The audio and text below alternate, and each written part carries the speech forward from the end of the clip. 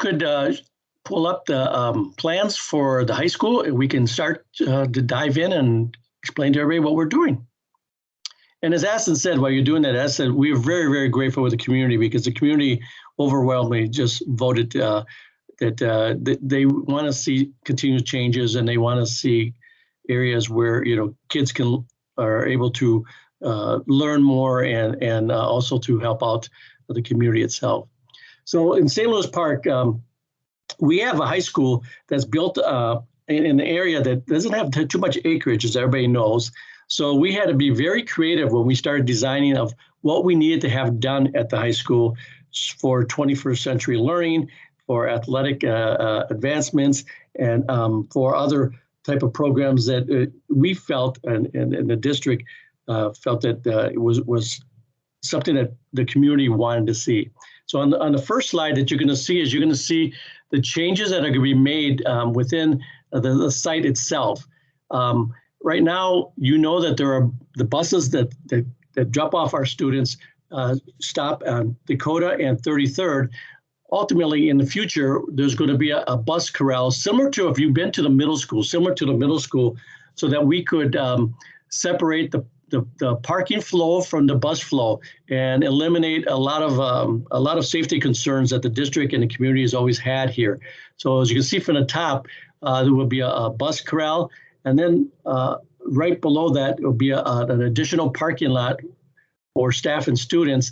And we're going to be keeping the old parking lot by the tennis courts with the entrance and exits that we have maintained already. Along with that, on the edge of our property, we're going to be installing or creating more parking spaces to comply with the state and city regulations. And we're also going to be put a lot of plantings, a lot of plantings on this campus. If you've been to this high school, we're lacking a lot of foliage and so forth, so there'll be a lot more foliage on this campus. And then along with the site plan changes that we're making, we're going to be adding a brand new track and turf practice field, soccer field, and for soccer, football, and other events. And then on the side of it, you really can't see that, but we're going to have a practice field that we're going to maintain with new grass and other types of foliage around there. So with the site plan, it's going to be some massive changes. And this project from the high school itself, when everything's said and done, it's going to be about 2 to 2.5 year project. Next slide that we'll show you is what was requirement. When we started to work on the planning of the high school changes and so forth, we had a lot of partners. We had the Minnehaha Water Creek Division was part of our partners. Of course, the city was a great partner for us, helping us, guiding us on what we can and can't do, and other regulatory agencies. So we had to design a storm management plan because, again, the campus is not that big. And we wanted to make sure that what we do on this campus doesn't impede or doesn't affect the community around, the housing around it, and also to make sure that we're doing what was required per again, regulatory agencies and so forth. So as you can see here, the blue parts are going to be holding tanks underneath the ground when we start putting in brand new parking stalls, and also the track and turf. Those will retain the runoffs until, again, they can seep through the soils below. And then the green parts are more holding water areas for runoffs when we get those heavy rains during the day. So as you can see here, we are planning to do a lot of work on this site plan to assure that anything that we do to enhance it, it does not affect or impede anything around us. The next slide shows a better graphic detail of what the track and turf is going to look like when it's all said and done, and also the practice field that you see the green on the upper part. So as you can see, we have more green onto this campus, high school, and a brand new turf that's going to be used more than what the turf or the field right now can be used, and then a brand new track with several lanes and other types of track products and so forth, so that the students and community will be able to enjoy as we complete this project itself. And then the next slide shows you exactly the foliage that I was talking about earlier, that we are going to be planting more trees, more foliage around the campus, so that we can, again, because of the campus that being the size that it's at, we had to meet a certain requirement of plantings and trees and other types of foliage. So as you can see, this campus is going to be very green, friendly, and we're going to make sure that we don't do anything that again impedes the community around it, and it's going to be something that we think will enhance the campus itself. And then we're going to go inside the building. About 45 to 50% of the building is going to be under construction within the 2.5 years. We're going to have a brand new media center, a brand new cafeteria. Right now, our current cafeteria only seats about 285 students. When everything is said and done with the cafeteria and the kitchen, it's going to seat 500 students, and the link will be connected to a main hallway next to a theater. Along with that, we'll have a link addition that community can use at night, and in the daytime, it could be used for students and other types of programs. In the back end of it, we will be putting more classrooms, upgrading the areas, and then on the side, we are going to be upgrading our music and band and orchestra areas, so that we'll be able to comply with all the regulatory agency requirements of ADA and other types of requirements. So you're going to see a nice open space for band and orchestra.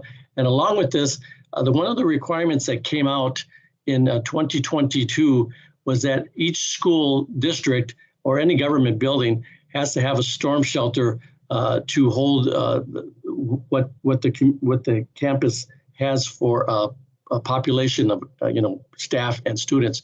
So we're going to have a storm shelter built in the basement of this high school, along with all the other construction, so that we are there for safety and security for our staff and students.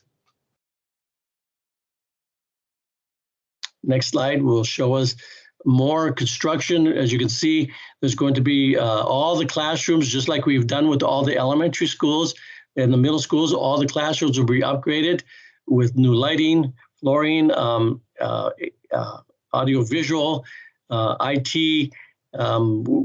We will update the hallways. We will be making more user friendly, and then adding more science areas and increasing the ventilation within the whole campus itself.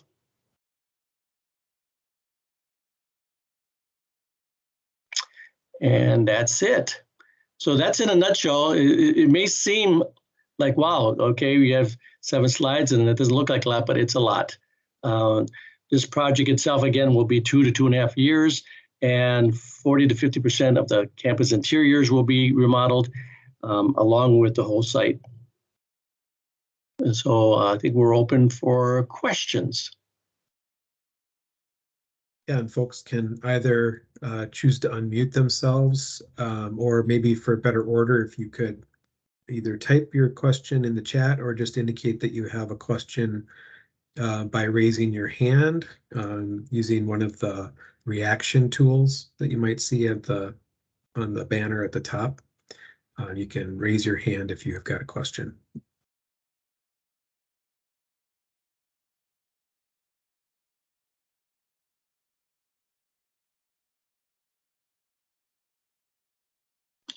Okay, I think Matt Hansen has a question. Hello, can you guys hear me okay? Yes. We can. Okay, great. My name's Matt. I live on the corner of Hampshire and 33rd, right next to the high school. First, I just want to say that I think the renovations are going to be great for our kids, and everything looks awesome, and it's going to be really great to see the track and field and the high school spruced up across the street. Could you go into a little bit more detail on what changes are going to be made on Idaho Avenue? You know, I saw the plans for the parking lot there, or at least the new parking spaces. I know that that's going to be kind of in place of, there's some big trees there and a sidewalk that a lot of the neighbors use pretty often.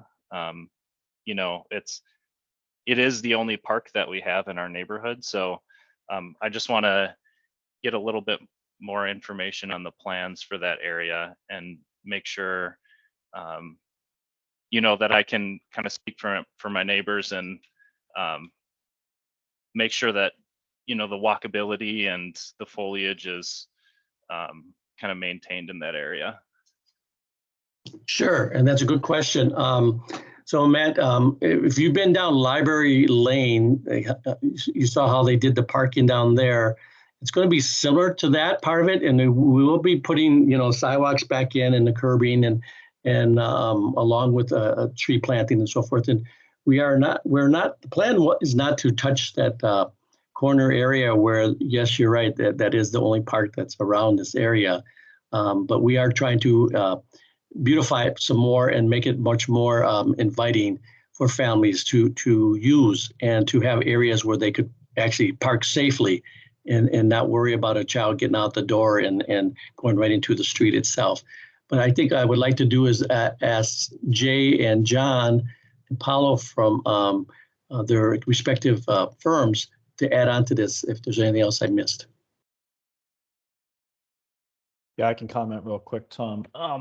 The parking along Idaho is part of the variance request. Actually, we are proposing to put parallel parking along the street for daytime parking if, well, right now the requirement isn't met with that parallel parking based on the student and faculty load of the high school. So if deemed necessary, and part of the variance request is that we would eliminate or negate those parallel parking stalls in lieu of or for those head-in parking stalls. And then we would meet our parking requirement. As Tom said, the head-in parking would be off of Idaho. We would replace the sidewalk and probably upgrade, obviously, some of those trees that are more mature now would be replaced with younger but more numerous trees, so that in the future, as Tom mentioned, the park would be as, if not more so, inviting. So that's the plan for it. So are those parking spaces going to be only for the high school, or will those be community parking spaces as well? Well, the high school would probably use them during the daytime of the areas, but just like the Library Lane area, it'd be used for parking itself. We just need to meet a requirement. Okay. Tom, do you mind if I interject too? Sure, yes. Yes. Again, my name's Sean Walther. I'm the planning manager for City of St. Louis Park. So just to clarify, there's not a request for a variance that's included with the application. We've approved a similar project to this back in 2018, but it did not advance at that time. And at that time, we approved the CUP, the conditional use permit, and we allowed for this stretch of parking along Idaho to be considered proof of parking. So in other words, if demand showed that it was needed, then the district would be required to install it. But we were basically approving parallel parking stalls along that stretch in the short term. So we're just beginning our review of the applications, and as we have, get through it, get into these, we may, find new information, and we'll be able to present that during our planning commission and city council meetings. But at this point, there's no reason to, from the staff's perspective, that this can't proceed with the parallel parking and having the head installs as a later addition if needed. perfect. Appreciate the clarification, Sean. Okay, Ganesha? Hi, my name is Keisha Peel, and I have a few connections to St. Louis Park Schools. I'm a parent of a high schooler and 2 former high schoolers, and I am a teacher at the middle school, but I'm also a neighbor. And so when I got my letter in the mail, I marked my calendar. My family lives on the corner of Dakota and 33rd Street, kitty corner from the high school. And a lot of the presentation has me excited as a teacher and as a parent, but the thing that has me most excited as a neighbor is the words plantings and foliage, because I just feel like the school really could look a lot better on the outside in terms of landscaping and appearance. And I'm proud of St. Louis Park for all the things that they do inside the buildings, which are so important. But I also think the outside of the buildings is not nothing, and it's part of being a good neighbor, right smack in the middle of a neighborhood. And so I'm just excited to hear about the efforts that'll be put into landscaping. I have a couple of specific questions. I think that weed management can be a problem. I've seen that at several schools in the district. And is that because we're a pesticide-free district? I feel like as a teacher, I should know that. But I guess that would be my first question, is how do we approach weed management? Because I saw at several buildings this summer, weeds that were about chest high around the outside of the buildings. And so I'm wondering about that. So, that is challenging. I know that things have changed a little bit. We did go pesticides free for the last several years, just because of the fact that we had some concerns from, other community members about their children and so forth. So, but this is something that I think will be brought up again as we do this project and we look at finishing up all the schools. We are going to be putting new sprinkler systems, underground sprinkler systems in both the high school and the middle school to help control the weeds by letting the grass flourish more. And we are going to be looking at other types of methods of products so that we can control the amount of weeds that are in those areas. But that's a topic that I think we could get back to you when we discuss it more with the landscape architects and also facilities of what we need to do to help them out, because we just don't want to make something beautiful and then walk away from it and then they're stuck with what we give them. So we will be looking at that more and more as we finish up all these projects. From landscapers, are there things we can do up front, like laying things under the landscaping, plastic and such, just to get ahead of the problem? And would that be part of the plan? I'll let Jay and John and those guys answer that. But yeah, that we will be doing a lot of like a soil remediation and a lot of underlayment type products, so that and it's mainly was for water seep through to the ground and so forth. But we can also continue looking at weed control as part of that plan. I can comment generally. Yeah, all the new plantings certainly will have soil remediation or planting soil as part of the root ball and container planting, so that the plant flourishes for the first year and maybe even 2. There's a warranty period with all the new plantings, so the contractor will be required to maintain the plantings throughout that establishment period. And then weed barrier and mulch is certainly going to be put in with the new plantings, so that'll also help flourish or allow the plants to flourish as they go through their establishment period. So the maintenance part of it will be kind of handed off from the contractor to the school district, and goes back to Tom's comment on the management thereafter. But hopefully with a more manicured site, new plantings, new irrigation system, there'll be some pride, there'll be some ownership that, boy, I want to keep this looking good. Awesome. And sorry, I don't want to dominate. Just one last little question. The fence, the chain link fence along the railroad tracks, that's quite dilapidated. Again, I hate to sound like I'm making a big deal out of things that aren't a big deal, but just part of making the whole property look better. I'm sure you share that fence with the railroad. Are there any plans to improve that? At this time, no, but we have talked to the railroad company about it because they own it, not the district. Because I've had several meetings with them about their plantings along the railroad, and they have told us that they will be looking into that. But I will follow up with facilities to see. I give them the names of the railroad people that I've talked to, so that we can continue having a dialogue with them. Thank you. Okay, I don't see any other hands up unless I'm missing it. So sorry if there's somebody else that wants to ask questions.